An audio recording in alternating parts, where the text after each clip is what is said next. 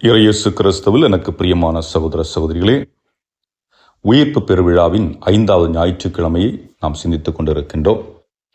இந்த நாளில் ஆண்டவர் இயேசு கிறிஸ்துனுடைய முதல் வார்த்தை, உங்கள் உள்ளம் கலங்காதிருக்கட்டும், கடவுளின் நம்பிக்கை கொள்ளுங்கள், என்னிலும் நம்பிக்கை கொள்ளுங்கள் என்று சொல்லுகின்றார்.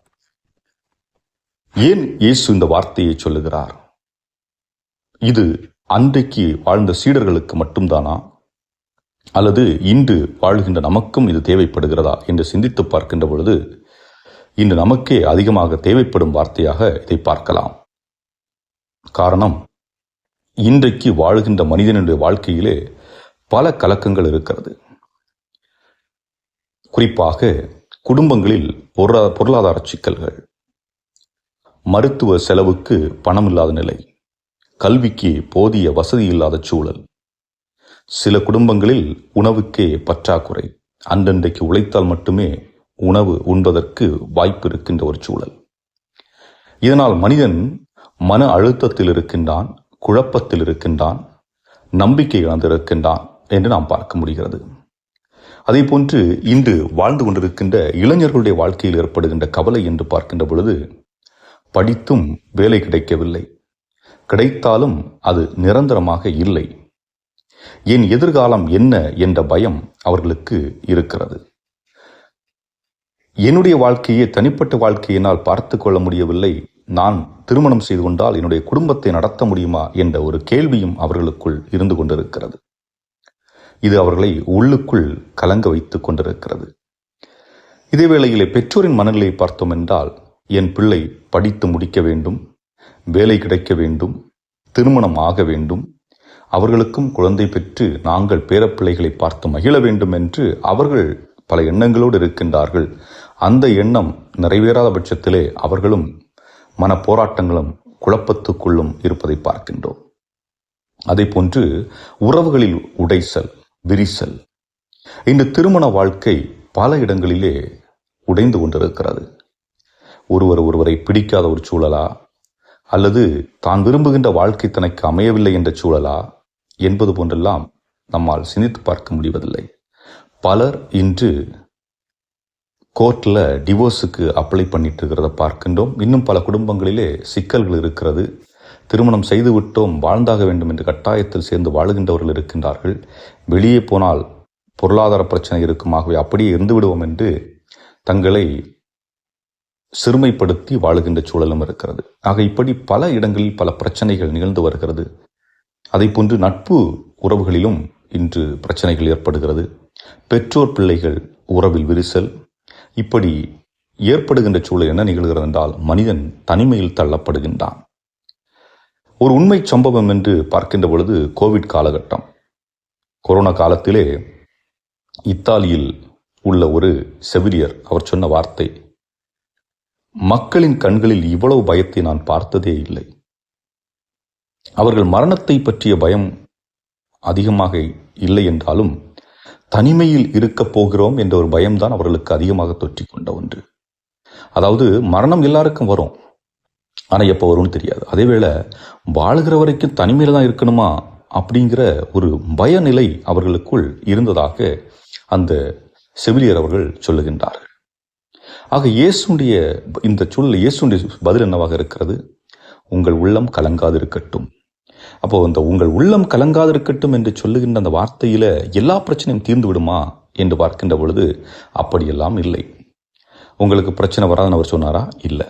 துன்பம் இருக்காதுன்னு சொன்னாரா? இல்லை. ஆனால் என்ன சொன்னார்?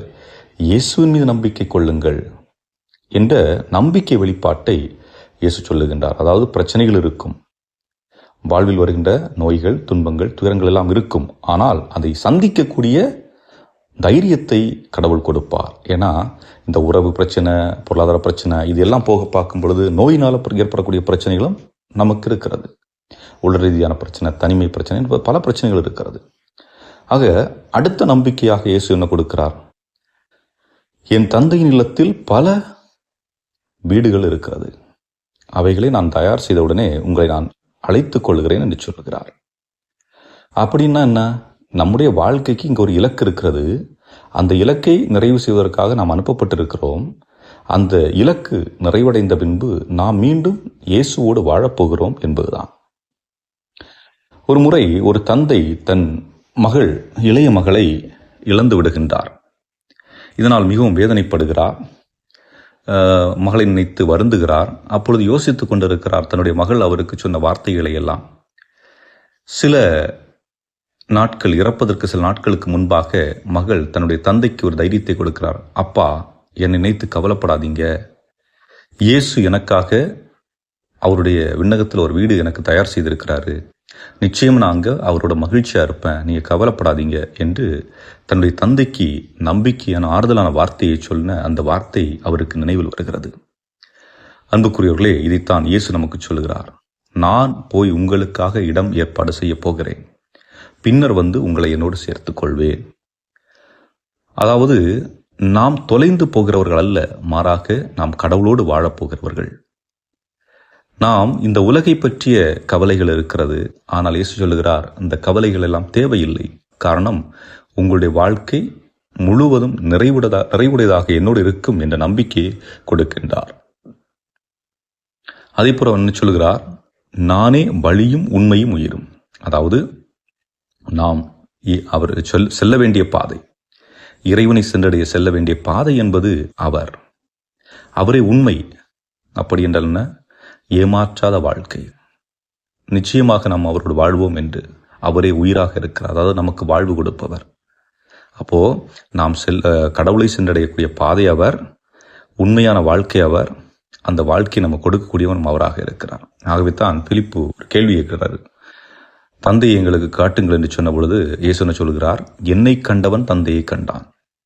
அப்படின்னு அர்த்தம், எவரொருவர் இயேசுவை அறிந்திருக்கிறாரோ அவர் கடவுளை அறிந்திருக்கிறார்.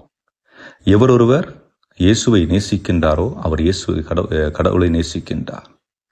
அன்புக்குரியவர்களே, இதை நாம் ஒரு நிகழ்ச்சியாக பார்க்க வேண்டும் என்றால் கொல்கத்தாவில் அன்னை தெரசா செய்த சேவையை நாம் எண்ணி பார்ப்போம். இவளில் கடவுளை பார்க்கிறேன் என்றார். அதாவது அன்னை தெரசா பல உதவிகள், நோயாளிகளுக்கு, உடல் உபாதையாக இருந்தவர்களுக்கு, தொழுநோயால் பாதிக்கப்பட்டவர்களுக்கு, மற்றவர்களால் செய்ய முடியாத ஒரு பணியை அந்த புண்ணில் நாற்றம் வந்தாலும் செய்தார்கள். ஆனால் அவர்களிடம் எப்படி உங்களால் செய்ய முடிகிறது என்று கேட்ட பொழுது அவர் சொன்ன வார்த்தை, நான் இவர்களில் இயேசுவை காண்கிறேன். ஆக இயேசுவை பிரதிபலிப்பது என்பது நாம் அன்றாடம் செய்கின்ற செயல்கள் வழியாக தான் இயேசுவை பிரதிபலிக்க முடியும் என்பதுதான். அதேபோல் இன்றைய முதல் வாசகத்திலே பார்க்கின்ற பொழுது அப்போஸ்தலர்கள் நிகழ்ச்சியிலே ஒரு சிறிய பிரச்சனை. அதாவது சில விதவைகள், கணவனை இறந்தவர்கள் புறக்கணிக்கப்படுகின்றார்கள். அப்போ அப்போஸ்தலர்கள் என்ன செய்கிறாங்க, அங்கேயும் நம்ம ஊர்ல இருக்கிற மாதிரி பல பிளவுகள், 2 இனத்தாரிடையே உள்ள பிளவுகள். அப்போ அவர் என்ன சொல்றாரு, அப்போஸ்தலர் பணி என்பது எங்களுக்கு இறைவாக்கு உரைக்கின்ற பணி. ஆக நாங்கள் உங்களுடைய உணவு பிரச்சனைகளை சந்திக்க முடியாது. ஆகவே அதற்குரிய நாங்கள் 7 பேரை தேர்ந்தெடுத்து அதற்கு நியமிக்கின்றோம் என்பதுதான். ஆக இதில் கொடுக்கக்கூடிய பாடம் என்னவென்றால், பிரச்சனை இல்லாத இடமில்லை. ஆனால் ஒவ்வொருவரும் தங்கள் பங்கை சிறப்பாக செய்ய வேண்டும். நீங்கள் வீட்டில் இருக்கின்றீர்களா, அன்பு செலுத்துங்கள். வேலையில் இருக்கிறீர்களா, நேர்மையாக செய்யுங்கள். சமூகத்திலே பொறுப்புடன் வாழுங்கள். இவ்வாறு நாம் வாழுகின்ற பொழுது நிச்சயமாக மகிழ்ச்சி நிறைந்த மனிதர்களாக வாழ முடியும். அதை போன்று கவலை இல்லாத மனிதர்களாக, நம்பிக்கையோடு நமக்கு ஒரு வாழ்வு இருக்கிறது என்ற ஆழ்ந்த நம்பிக்கை நமக்குள் கொண்டவர்களாக வாழ இன்றைய நாள் அழைப்பு விடுக்கின்றது. ஆகவே அன்புக்குரியவர்களே, கலங்க வேண்டாம், கடவுளை நம்புங்கள். உங்கள் இலக்கை நினைவில் கொள்ளுங்கள். உங்கள் பங்கை செய்யுங்கள். நீங்கள் தேர்ந்தெடுக்கப்பட்டவர்கள், எதை கண்டு மஞ்ச வேண்டாம். நாம் கடவுளிடம் வந்தவர்கள், அவரோடு வாழப்போகிறோம் என்ற வார்த்தையை நமக்குள் கொண்டவர்களாக தொடர்வோம். இறைவன் உங்களை நிறைவாக ஆசீர்வதிப்பாராக. ஆமேன்.